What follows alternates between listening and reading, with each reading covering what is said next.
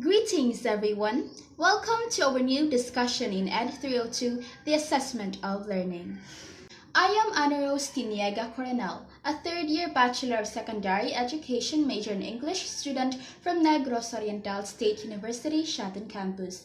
Together with my group mates, we are going to discuss to you the topics in Module 2. So are you ready? If so, then let's start! In Module 2, there are 2 lessons. In Lesson 3, we have the program outcomes and the student learning outcomes. In Lesson 4, we have assessing student learning outcomes. Now, under Lesson 3, there are 3 subtopics, namely the program outcomes and the student learning outcomes, the 3 types of learning, and the Kendall's and Marzano's new taxonomy. So for the specific learning outcomes at the end of the topic, the students are expected to describe the program outcomes for the teacher education, discuss the different levels of learning in cognitive, psychomotor, and affective domain, and apply the different levels of learning domains to formulate learning outcomes for a given topic. Before we proceed to the discussion proper, let us first answer this prompting question. In the previous lessons, the terms program outcomes and learning outcomes were defined. So what do you think now is the difference between the two? You can share your ideas right in the in-call messages section.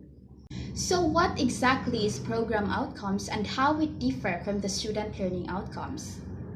Program outcomes are statements about the knowledge, skills, and attitudes or attributes that the graduate of a formal program should have. POs deal with the general aspect of graduation for a particular program and the competencies and expertise that a graduate will possess after completion of the program. This is according to Lynn Weiss in 2018. The Commission on Higher Education, the body that regulates higher education in the Philippines, in its Memorandum Order No. 20, Series of 2014, requires the following outcomes for all higher education institutions: the ability to articulate and discuss the latest development in the specific field of practice, effectively communicate orally and in writing using both English and Filipino, work effectively and independently in multidisciplinary and multicultural teams, act in recognition of professional, social, and ethical responsibility, and preserve and promote Filipino historical and cultural heritage. Some program outcomes are based on types of HEI because this determines the purpose and focus of the HEI. For instance, graduates of professional institutions demonstrate a service orientation in one's profession. Graduates of colleges participate in various types of employment, development activities, and public discourses, particularly in response to the needs of the communities that one serves.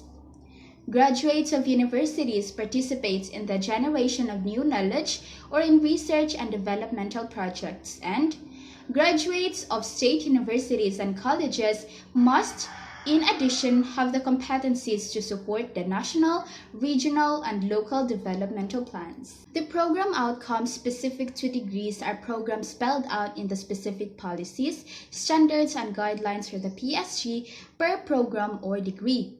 Now, the following are the program outcomes for teacher education in 2017 Philippines. Learning outcomes, on the other hand, are statements of desired results of learning that are expressed in words that make it clear how measurement can be achieved. Therefore, learning outcomes provide a basis for measuring and reporting on student achievement. This is according to Popenici and Miller in 2015. When writing learning outcomes, there are a few rules that you should follow. Action verb. Learning outcomes always use an action verb. Learning outcomes must be written clearly and should be easy to understand. The subject content. Learning outcomes should clearly indicate what learners should learn from within the discipline they are studying. Level of achievement. Learning outcomes must show what the expected level of learning or understanding should be, and it should be reasonable to the level of the learners. Condition of performance, if applicable. Learning outcomes help with assessment and thus should clearly indicate what success looks like for the learner. There should not be too few or too many learning outcomes. 4 to 6 is the ideal number. Now, I believe almost all of you here is already familiar with the SMART method. SMART method greatly serves as a guide also for us to be able to formulate a well-written learning outcomes. SMART as an acronym stands for specific, measurable, achievable, relevant, and time-bound. For us to be able to formulate a well-written LOs, let us take note on these guide questions provided by each category of the SMART method. For the specific, is there a description of a precise behavior and the situation it will be performed in? Is it concrete, detailed, focused, and defined? Measurable. Can the performance of the objective be observed and measured? Achievable. With a reasonable amount of effort and application, can the objective be achieved? Or are you attempting too much? Relevant. Is the objective important or worthwhile to the learner or the stakeholder? Is it possible to achieve this objective? Time-bound. Is there a time limit, rate number, percentage, or frequency clearly stated? When will this objective be accomplished? The student learning outcomes helps in setting shared expectations between the instructors and the students, helping the students learn more effectively. It also helps for providing clear direction for educators when making instruction and assessment decisions.